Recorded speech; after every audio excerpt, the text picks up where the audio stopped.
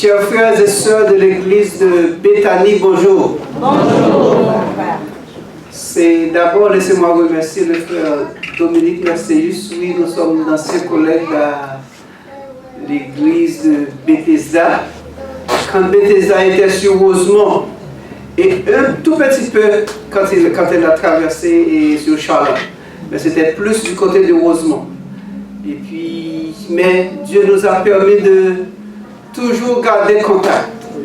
C'est comme quand je vais en Haïti, je ne peux pas m'en passer d'aller à Shiloh, parce que c'est là où j'ai pris naissance comme adventiste du 7e jour. Amen. Et quand je suis arrivé au Canada, Bethesda, c'était mon église mère.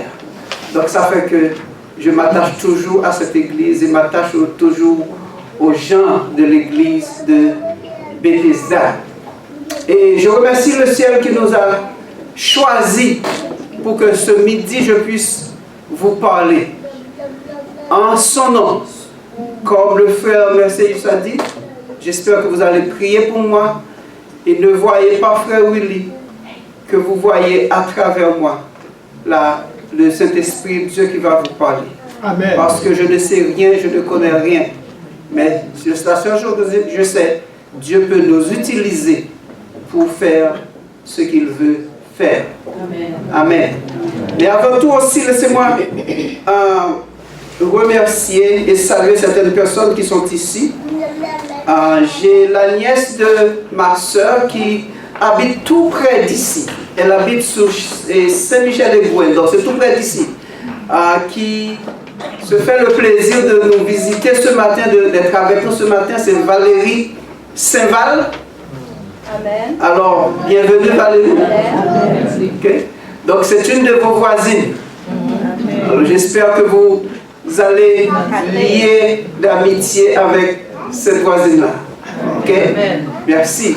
Et je veux saluer aussi les Sylney et tous les autres. J'ai une cousine aussi qui est ici, sœur Claudette Jean. Bienvenue Claudette, encore membre de Bethesda. Vous voyez, donc la famille est attachée à Bethesda. Aujourd'hui, chers frères et sœurs, c'est un grand privilège de vous parler d'un sujet qui m'intéresse beaucoup. Oh, je ne peux pas ne pas saluer la sœur Ghislaine, bien-aimée. Sœur Ghislaine, ce serait vraiment manqué à de ne pas te saluer. Je suis content de te voir, sœur Ghislaine. Oui, aujourd'hui, chers frères et sœurs, nous allons parler de la famille. C'est une grande responsabilité de pouvoir parler de la famille. Parce que ce n'est pas un sujet facile. Il y a tellement de choses qui sont dites. Mais nous savons une chose, chers frères et sœurs. Nous sommes des enfants de Dieu et nous devons nous courber à la parole de Dieu, à la volonté de Dieu. Courbons nos têtes et prions le Seigneur d'abord. Éternel notre Dieu, notre Père, ce matin, nous te disons merci de ce que tu nous as conduits ici, de partout où nous vivons, et tu nous as ramenés dans cette place ensemble, où nous pourrons t'adorer en esprit et en vérité. Tu nous as réunis parce que tu veux nous communiquer ta parole, ta volonté, afin que tes enfants, nous puissions les suivre. Dès nous aider, Seigneur, à entendre cette parole, nous effacer complètement, et que ton Esprit Saint puisse prendre place dans nos cœurs, et que, Seigneur, nous puissions être bénis du commencement à la fin. Au nom de Jésus, notre Sauveur, nous t'en prions ici. Amen. Amen. Amen.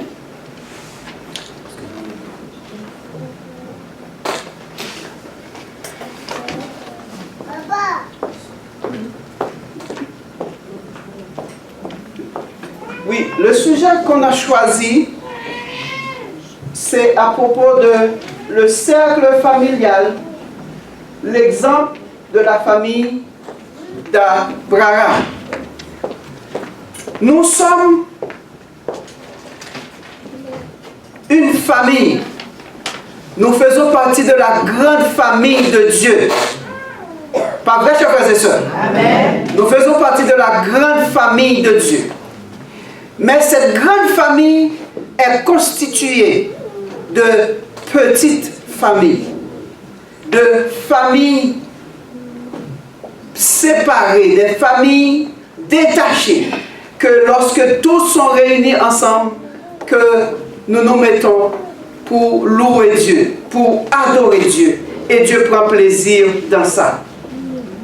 La Bible nous parle beaucoup de familles. Nous avons les exemples de Jacob, les exemples d'Abraham, les exemples d'Isaac, etc. Adam et Ève, etc. La Bible nous parle beaucoup de familles. Mais le plus souvent, la Bible nous parle de ces familles-là, mais d'une façon spéciale des individus, de certains individus dans ces familles-là. Prenons le cas d'Abraham, prenons le cas d'Isaac, prenons le cas de Moïse. Donc on nous parle des individus qui faisaient partie de ces familles-là. Mais tous ces individus ont réalisé des choses parce qu'ils avaient le support des membres de ces familles-là. Et le plus souvent, nous voyons ce que l'individu réalise, mais nous ne voyons pas ce que les familles qui sont après ces individus-là les ont aidés à réaliser. Un bel exemple. On parle beaucoup d'Obama, pas vrai? Il est le premier noir à devenir président des États-Unis. Est-ce qu'il pourrait être président des États-Unis s'il n'était pas élevé dans une condition où il avait le support, même lorsqu'il n'avait pas son père avec lui, mais il avait sa mère qui était là avec lui pour l'aider? Pas vrai? Et beaucoup d'autres personnes qui réussissent, ils ont toujours après des personnes qui sont là pour les supporter, pour les aider, pour les encourager. Donc pour nous montrer la nécessité, l'importance que Dieu accorde à la famille. Comment que la famille peu de gens réalisent des rêves s'ils n'ont pas eu quelqu'un après lui pour le supporter, quelqu'un après lui pour l'aider, pour l'encourager, pour lui dire, va, tu es capable de le faire. Va, je suis avec toi. Va, même prier, je peux prier pour toi. Si nous avons quelqu'un, lorsque nous savons que nous avons quelqu'un qui prie pour nous, comment nous nous sentons? Hein? Nous nous sentons forts parce que nous savons que non seulement nous sommes en train de prier, mais il y a quelqu'un qui prie pour nous. Je dis souvent ça à ma femme. Souvent elle m'a dit, oh j'ai prié pour toi. Je dis, mais je sais et je vois que tu pries pour moi. Ok? Je sais que tu pries pour moi et je vois que tu pries pour moi. Je le sentis que tu as prié pour moi. Et surtout, quand on voyage, les voitures qui nous coupent, les choses qui nous arrivent, mais parce que nous avons des gens qui prient pour nous, Dieu nous protège. Amen. Dieu nous protège. Amen. Parce que nous avons des gens qui prient pour nous. Donc tout ça, chers frères et sœurs, pour nous montrer l'importance de la famille. Et nous avons lu un texte qui nous dit, Abraham deviendra une nation, une grande nation et une puissante nation. En lui seront bénies toutes les nations de la terre. Et il a dit encore, car, qu'est-ce qu'il a fait? Qu'est-ce que tu as fait? Dieu l'a choisi. Pour faire quoi? Il leur donne à ses fils et à sa maison. Il leur donne à ses fils, à sa maison, après lui de garder la voie de l'Éternel en pratiquant quoi? La droiture, la justice. Et que si l'Éternel accomplit sa faveur d'Abraham, les promesses qu'il lui a faites. Dieu a choisi Abraham. Tous nous connaissons l'histoire d'Abraham. Dieu a commencé son peuple à partir d'Abraham. Et Abraham était fils d'un, on ne peut pas dire un gant, mais quand même de païen. Un chaldéen qui ne servait pas Dieu, qui ne connaissaient pas Dieu. Comme lorsque nous lisons dans notre histoire, au début de l'histoire, on dit que les Haïtiens adoraient quoi?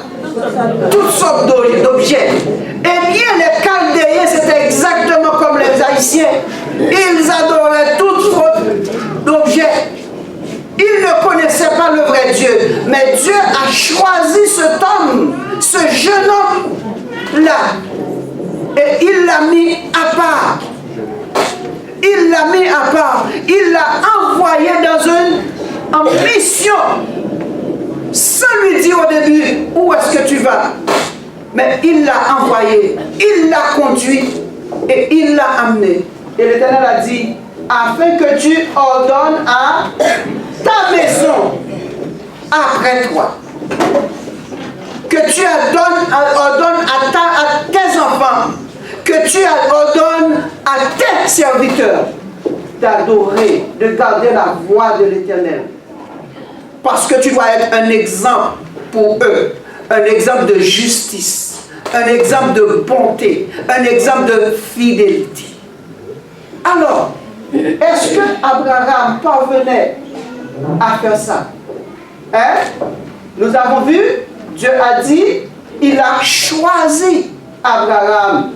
Il a choisi Abraham. Dans la version au servant, il a dit, Dieu a dit, je l'ai connu. Et nous allons voir dans Amos. Voici ce que Dieu va dire dans Amos. Je n'ai connu que vous d'entre toutes les familles de la terre. D'entre toutes les familles de la terre, Dieu ne connaît que son peuple qu'il a choisi. Donc Dieu nous connaît, Dieu nous voit, Dieu fait des plans spécifiques pour nous. Et c'est notre devoir de demander à Dieu de nous aider à comprendre ces plans qu'il a fait pour nous, à trouver quel plan qu'il a fait pour nous, à suivre ce plan-là, comme Abraham l'avait fait, chers frères et sœurs. Et le but de Dieu pour Abraham, c'est pour qu'il ordonne à ses fils, à sa maison après lui, de garder la voie de l'Éternel en pratiquant la droiture, la justice. Et est-ce que Abraham a accompli la mission que Dieu lui avait confiée? C'est la question que nous devons poser. Alors Dieu a fait ce crédit-là à Abraham. Il l'a choisi. Cet homme païen, cet homme qui ne le connaissait pas, il l'a choisi pour faire une tâche spécifique. Est-ce que Abraham est arrivé à cela? Est-ce qu'il a instruit ses enfants? Est-ce qu'il a instruit sa maison après lui, comme l'Éternel lui avait ordonné? Et voici ce que Sir White va nous dire.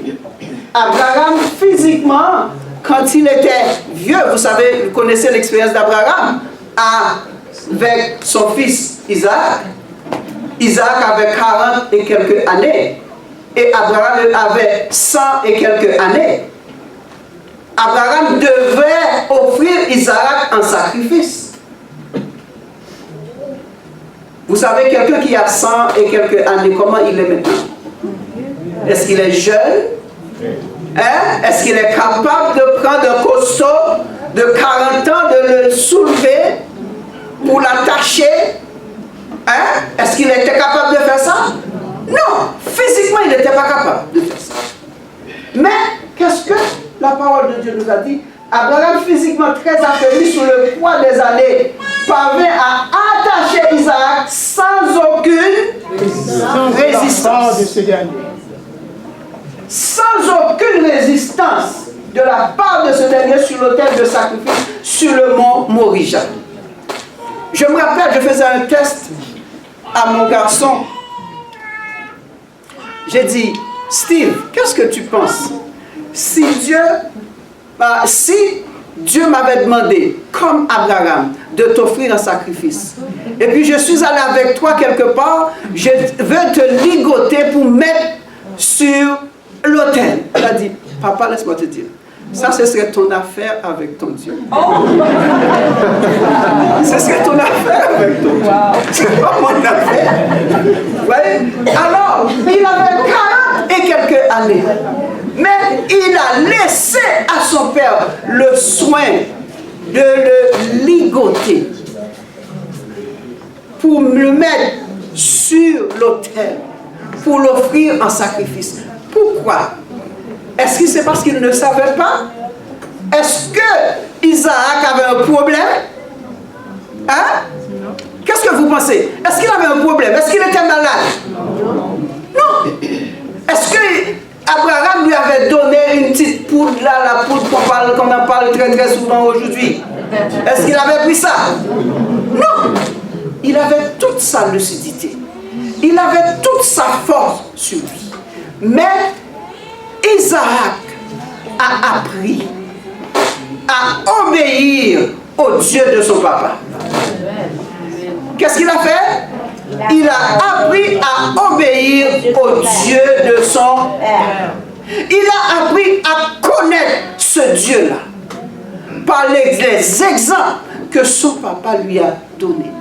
Par la façon qu'il a vu que son papa interagissait non seulement avec Dieu quand il priait Dieu, mais quand il agissait à la maison avec sa maman, sa femme, Sarah. Quand il agissait avec lui et avec les centaines ou milliers de serviteurs que Abraham possédait. Il a appris à connaître le Père, le Dieu, à travers son Père. Et puisqu'il a appris à connaître Dieu, et puisqu'il a connu Dieu par rapport aux exemples de son Père, et ce n'était pas difficile pour lui. Lorsque son père lui a demandé, lui a dit que c'est toi, la brebis, c'est toi, l'offrande que Dieu m'a demandé d'offrir, il a dit, eh bien, papa, si c'est là la volonté de Dieu, que puis-je faire, que dois-je faire? Ah, je n'ai pas à résister. Je n'ai pas à me détourner parce que ce n'est pas ta volonté. C'est la volonté de Dieu. Donc, chers frères et sœurs, l'importance d'instruire les enfants comme la Bible nous a dit. Et la Sainte Sœur continue à vous dire, effaré, terrifié à l'ouïe du sort qui l'attend, le jeune homme n'offre aucune résistance. Il pourrait faire quoi?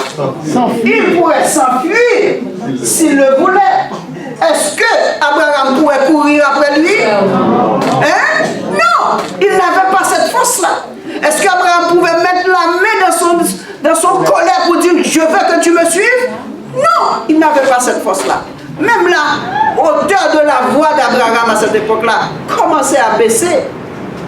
Mais la Sainte nous dit que épuisé par la lutte intérieure de ces 3 jours terribles, ne pourrait s'opposer au vigoureux jeune homme.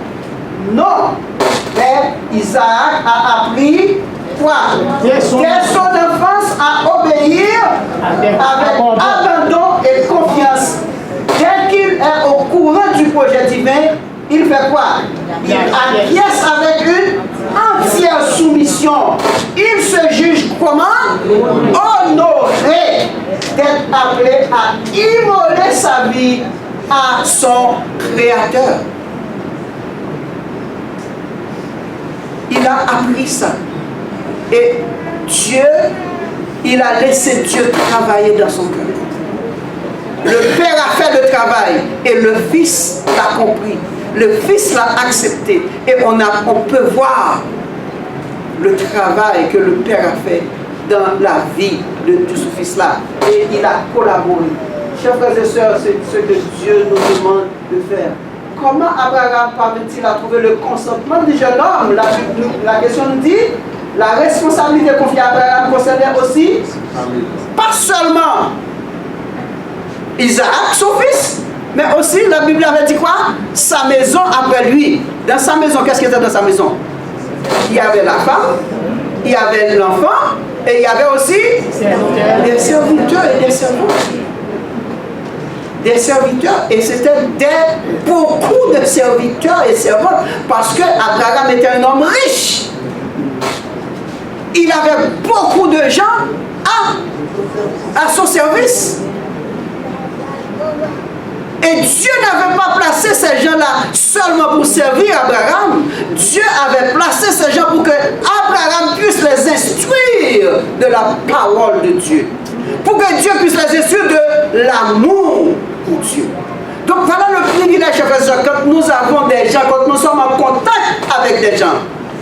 Nous ne sommes pas là pour régler le business seulement avec les gens, leur parler de l'argent, leur parler de la vie difficile, leur parler de la vie chère, leur parler de ci et de ça. Mais Dieu nous a placés aussi pour faire quoi? Pour leur communiquer la bonne nouvelle de l'évangile. Parfois c'est en ouvrant la Bible, mais parfois c'est juste dans notre façon de faire. C'est juste dans notre interaction avec ces personnes-là que Dieu veut que nous utilisions pour attirer ces gens à lui, à la connaissance de sa parole. Et c'est ce que Dieu avait fait. Nous allons sauter quelque chose. Et je vais vous montrer quelque chose. Oui. Il y a 4 leçons que nous pouvons tirer dans la vie d'Abraham avec sa famille. 4 leçons, 4 points. Le premier point, c'est la relation entre Dieu et les parents. Les parents, et vous avez une responsabilité en tant que parents. Ce n'est pas pour rien que Dieu nous a donné des enfants. Dieu ne nous a pas donné des enfants pour les laisser juste partir comme ça. Nous avons une responsabilité, nous allons voir ça. Et la relation entre papa et maman.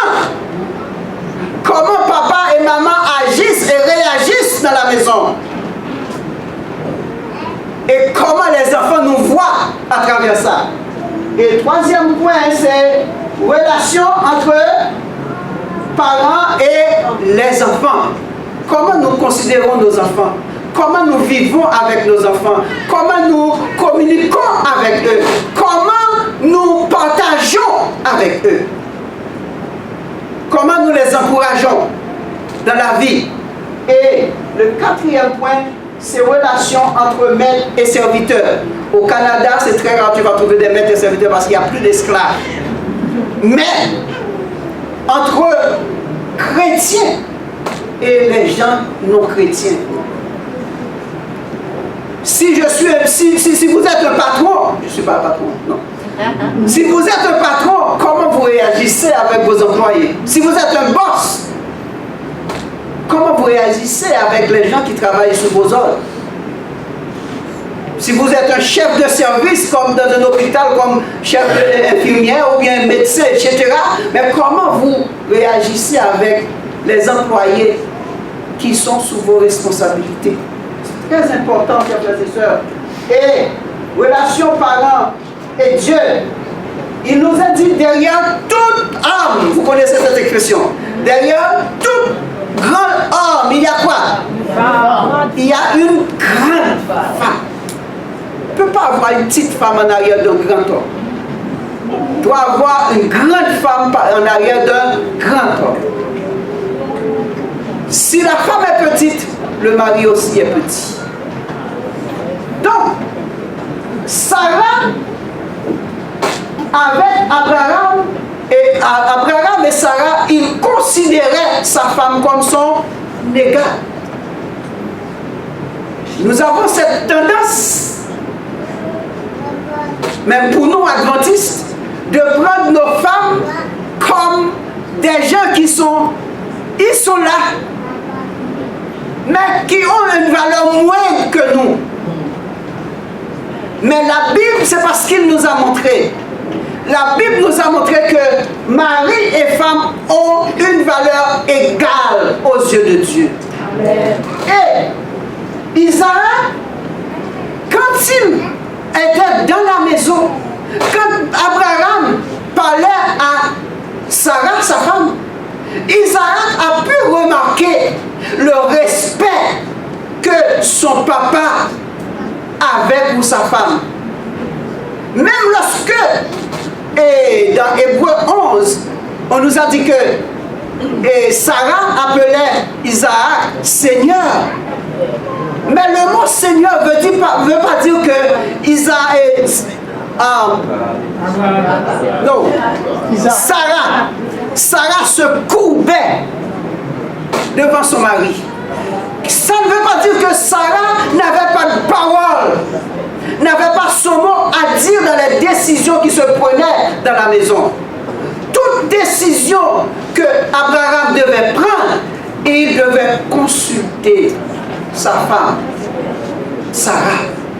Et Isaac a grandi, il a vu ça. Isaac a vu que son père et sa mère vivaient en symbiose. Et c'est cette symbiose qui a fait ce travail dans la vie d'Isaac. Qui a fait que à 40 ans, lorsque Dieu a demandé, voulait tester Isaac, donne-moi ton fils en sacrifice, et le garçon a accepté. Parce qu'il a reconnu la parole de Dieu dans ce que son père a dit. Et parce qu'il connaissait son père comme un serviteur de Dieu, comme quelqu'un qui respectait Dieu, parce qu'il respectait sa famille. Ça veut dire que ce que Abraham prêchait à l'église, c'est ce qu'il prêchait aussi dans la maison. Et c'est ce que lui-même il vivait dans la maison. C'est très difficile, chers frères et sœurs, lorsque nous prêchons un double message. Il y a beaucoup de chrétiens en ce plein 21e siècle qui prêchent des doubles messages. On me rappelle, et on m'a donné l'exemple d'une famille, d'un couple. Le mari, c'était une journée de famille comme ça, prêchait. Il prêchait dans son église, il était premier ancien de son église, c'est lui qui prêchait pour la journée de famille. Et puis, à chaque chose qu'il disait, la femme, à chaque chose, à chaque chose qu'il disait, Pourquoi pensez-vous? C'est le contraire.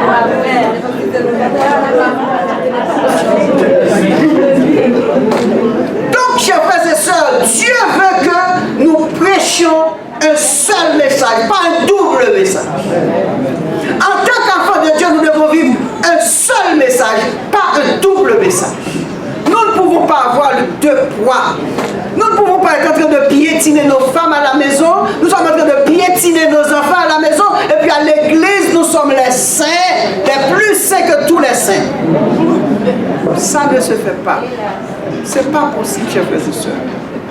Nous devons demander à Dieu. Ça ne veut pas dire que entre le mari et la femme, il ne va pas avoir des petites anicroches. Il peut en avoir et il va toujours en avoir.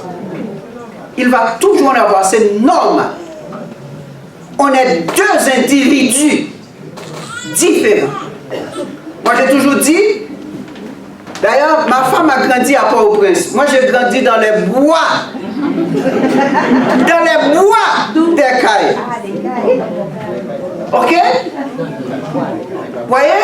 Il y a des gens là qui savent, quand je parle de bois là, ils savent très bien de ce que je parle. Vous voyez? Est-ce qu'on a eu la même éducation? Non! On n'a pas eu la même éducation. On n'a pas eu la même formation. On ne vivait pas les choses de la même façon. Donc c'est normal lorsque ces deux personnes-là se mettent ensemble qu'il y ait des petits échauffements ensemble. Parce que j'ai toujours dit, et quand vous prenez un meuble, n'importe quel meuble, fait en bois massif, et quand vous prenez ce meuble-là, vous mettez à la maison, est-ce que vous voyez les différences là où les planches se rencontrent ensemble? Les deux morceaux de planches qu'on met ensemble, est-ce que vous les voyez ensemble? Vous avez vu les traits facilement? Non! Pourquoi? Parce que ils ont accepté que le charpentier qui construisait ce meuble-là, le travail pour enlever toutes les écailles, pour enlever toutes les scories, pour enlever toutes les choses là qui faisaient que si tu les mettais ensemble, l'air passait comme ça. Mais maintenant, quand vous avez travaillé ces deux morceaux de planche ensemble avec la galère, après avoir scié, et puis vous avez mis la colle au milieu, et puis vous voyez, le meuble est tellement beau. Hein? Donc, c'est la même chose pour deux individus. Lorsque ils se rencontrent, même si on vient du même pays, même si on vient du même quartier, on n'a pas tous les mêmes, voire pas tous les mêmes choses ensemble. Mais lorsque nous laissons à Dieu le soin de nous modeler, lorsque nous laissons à Dieu le soin de nous travailler, et à ce moment-là, cette unité de pensée, cette unité d'action qui est importante dans la famille, c'est à ce moment qu'on va les voir. Et ça fait que quand on voit Marie et on voit la femme, on voit c'est la même chose. Quand on voit la femme, on voit le mari, on voit c'est la même chose parce que les deux individus s'entendent. Ils acceptent quand ils ne peuvent pas être d'accord. Ils sont d'accord pour ne pas s'accorder sur certaines choses. Ils sont d'accord pour s'accorder sur certaines choses parce qu'ils cherchent à se comprendre l'un l'autre. Et on nous dit, bien qu'Abraham dirigeait ses enfants et ses serviteurs, ce n'était pas la logique de ses instructions, mais c'est son engagement en tant qu'instructeur qui a eu une influence positive sur la vie de son fils. L'importance avec laquelle les parents acceptent la volonté divine déterminera le sérieux que les enfants accorderont à leur tour à la parole de Dieu. Si l'enfant nous voit vivre cette parole-là, il va faire confiance à la parole. Amen. Mais s'il voit que nous sommes en train de tromper, nous sommes en train de prêcher pour la galerie, eh bien, ils ne vont pas nous croire. Et ils vont nous appeler, le mot c'est fake. He is fake. Et nous devons mettre ça de côté, chers frères et sœurs. Alors, passons dans l'autre. Bon, ça c'est très important, ce petit poème-là. C'est en anglais. J'espère que tout le monde peut l'absorber. C'est un certain Edgar qui a écrit ce poème. Il a dit, I rather see a sermon than hear one of any day. Je préfère voir le sermon à travers la personne que de l'entendre sur le pupitre. I rather one should walk with me than merely tell me the way. The eyes is a better pupil, more willing than the ear. Fine counsel is confusing, but example is always clear. C'est facile de donner des conseils, mais prêcher par l'exemple, c'est ça qui est important. C'est ça qui est important. Et il termine pour dire, and the best of all the preachers are the men who live their what? Their creed. C'est-à-dire qu'ils livrent ce qu'ils prêchent, qu'ils livrent ce dont ils parlent. For to seek a good put in an action is what everybody needs. And I rather see a sermon than hear one any day. C'est important, chers frères et sœurs, en tant qu'enfants de Dieu, nous devons vivre par exemple, au lieu par la parole. Car les exemples parlent beaucoup plus fort que les paroles. Et c'est ce que Dieu veut d'attendre de nous. Relation papa et maman. Vous savez que Abraham était un gentleman, pas vrai? Il était un gentleman. Est-ce que vous vous rappelez qu'est-ce qu'Abraham avait dit à Sarah quand il était arrivé en Égypte? Qu'est-ce qu'il avait dit? Hein? Voici ce qu'il disait. Voici, je sais que tu es quoi? Une femme belle. Ça, c'est l'expression que les maris devraient dire à leur femme chaque jour.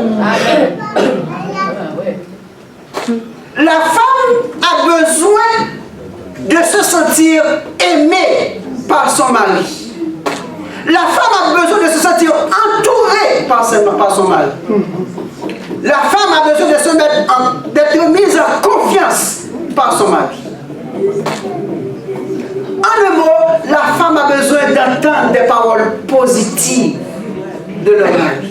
Des je t'aime mon amour. Des j'aime ça mon amour. Des que j'aime passer du temps avec toi. La femme a besoin d'entendre ça. Cette chanson très souvent dans son oreille. elle a besoin. Pas parce qu'elle a perdu confiance dans son mari, mais parce que ça la rassure. Ça la rassure, ça la fortifie. Et lorsque ça la rassure, ça la fortifie, ça rend la relation de couple beaucoup plus forte, beaucoup plus intense et beaucoup plus étanche. Amen. Et ça permet aussi, en tant que couple, ça donne un message beaucoup plus positif, tant à la maison qu'à l'extérieur. C'était quand la dernière fois, Marie, ici, vous avez dit à votre femme, t'es belle, je t'aime. Combien de maris ici qui se rappellent chaque année, premièrement de l'anniversaire de sa femme, pour lui apporter des roses? Vous savez que les femmes aiment beaucoup les roses, chers amis? Hein? Combien de fois vous avez apporté des roses à vos maris, à vos femmes pour leur anniversaire? Ou bien même d'appeler, pendant que vous êtes au travail, d'appeler à la compagnie de fleurs, de commander un bouquet de fleurs, d'aller livrer ça à telle adresse à ma femme. C'est très important. Et faites ça, je vous donne ça en défi. Si c'est demain la fête de votre femme, ou bien peu importe le jour pendant la semaine, ou bien si ce n'est pas encore passé pour l'année 2016, faites-le. Vous allez voir, quand vous entrez à la maison, vous allez voir l'accueil.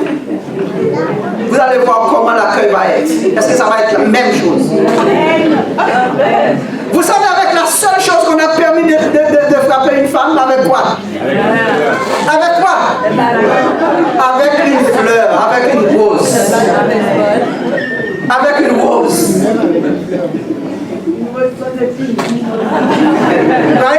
C'est le seul moment. Hein? Il y a des maris qui même arrivent à oublier leur date de mariage, anniversaire de mariage. C'est grave, chers amis.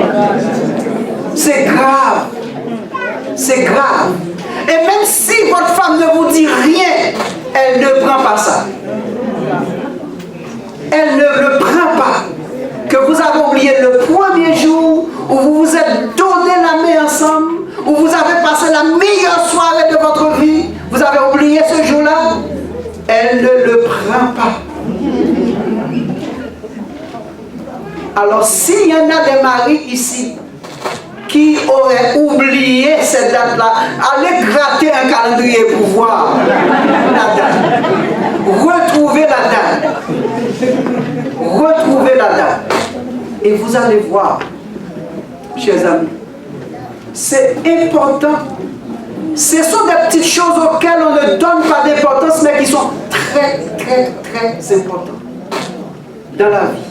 Et vous savez, on nous dit souvent, les garçons, leur défaut, c'est de concentrer sur les grandes choses.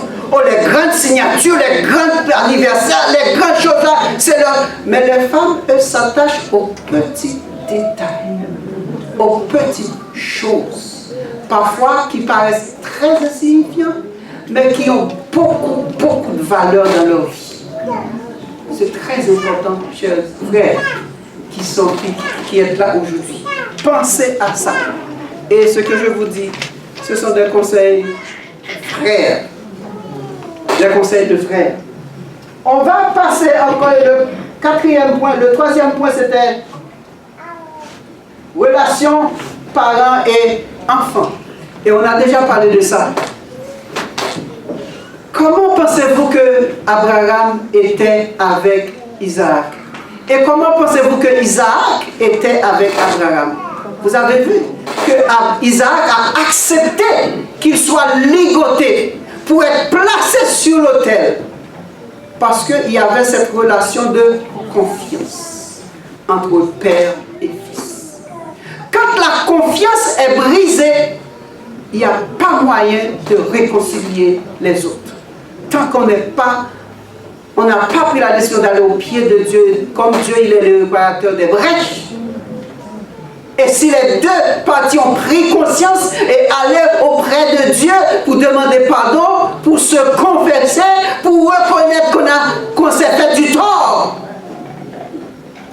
Et il n'y a pas moyen de réconcilier, chers frères et sœurs. C'est important en tant que parents que nous établissions des relations de confiance avec nos enfants. Que nous apprenions à leur croire.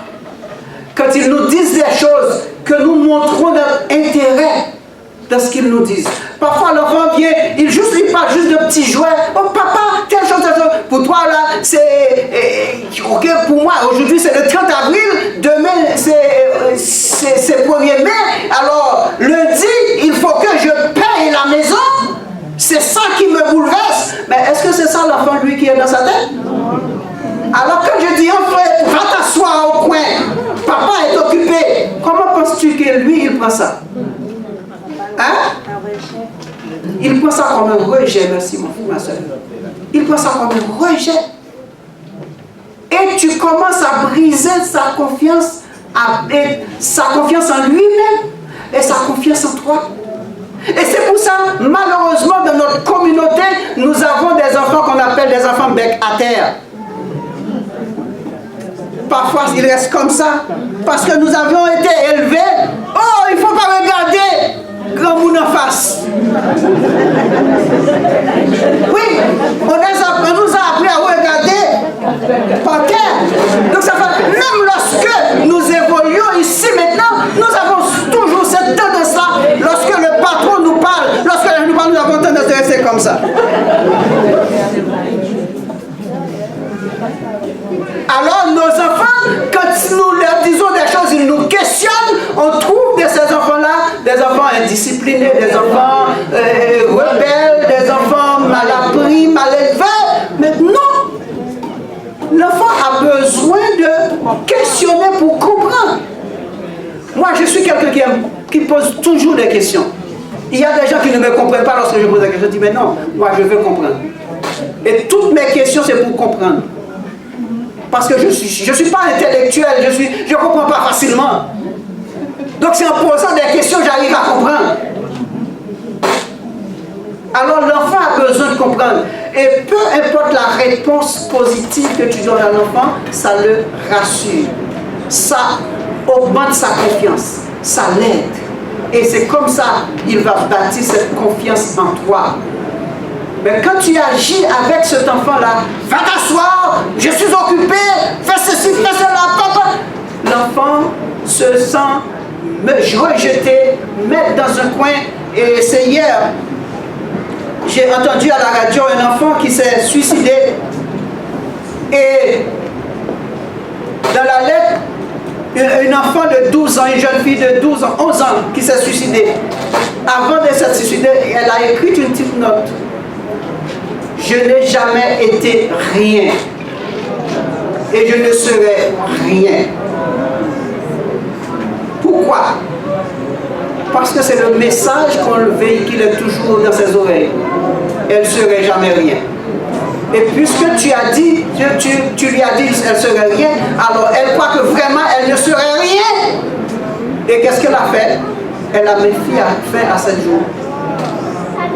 Chers frères et sœurs, chers parents, si vous avez des enfants à élever, regardez-les. Quand la Bible nous dit instruire l'enfant selon la voie qu'il doit suivre, ce n'est pas de l'instruire comme un esclave, comme un petit cheval, mais c'est d'instruire comme une personne qui demain va être quelqu'un dans la société. Et c'est ce qu'il a pris dans la maison, c'est ce qu'on lui a enseigné dans la maison qui va faire de lui ou d'elle ce que vraiment il ou elle sera dans la société demain. Mais si nous apprenons à le rabaisser, à l'écraser, il va venir vraiment rien. Et ce sont ces enfants-là le plus souvent. Je ne suis pas en train de donner de faire des jugements. Mais beaucoup de problèmes que nous entendons dans notre société, dans notre communauté, ça vient de là. Dans nos relations avec nos enfants. Dans la façon que nous interagissons avec eux. De la façon que nous leur montrons de l'amour. De la façon que nous communiquons avec eux. Et beaucoup de problèmes, ça vient de là. Alors, chers frères et sœurs, et pour finir, relation maître et esclave. relation boss, subalterne, relation et chef, et commandant, soldat. En tant qu'enfant de Dieu, comment Dieu nous traite? Qui est le plus grand chef? Qui est le plus grand boss? C'est Dieu lui-même. Et comment il nous traite? Est-ce qu'il nous traite comme subalterne? Est-ce qu'il nous traite comme n'ayant rien et n'être rien? Non. Il nous donne de la valeur. Qu'est-ce qu'il a dit dans Jérémie 31, verset 3? De loin, l'Éternel se monte à moi. Il a dit, je t'aime de l'amour éternel. Et c'est pour cela que je te conserve ma bonté. Dieu nous a fait une déclaration d'amour. Et il nous a appelés à faire cette même déclaration d'amour aussi avec tous les gens avec qui pivotent autour de nous. Que ce soit nos femmes, nos maris, que ce soit nos enfants, que ce soit nos subalternes, que ce soit nos voisins, que ce soit nos collègues de travail, que ce soit peu importe la personne avec qui, en tant qu'enfant de Dieu, nous entrons en contact. Nous devons réagir de façon positive avec cette personne-là. Comme Dieu, il a réagi avec nous. Nous devons accepter les autres comme Dieu, il nous accepte. En dépit des différences, en dépit des incompréhensions, en tant qu'enfants de Dieu, nous sommes appelés à faire des autres comme Dieu a fait de nous.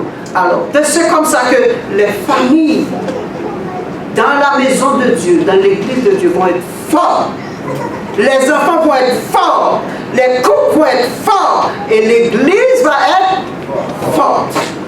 Mais lorsque les familles sont brisées, sont éparpillées, sont émiettées, eh bien l'église subit le contre-coup.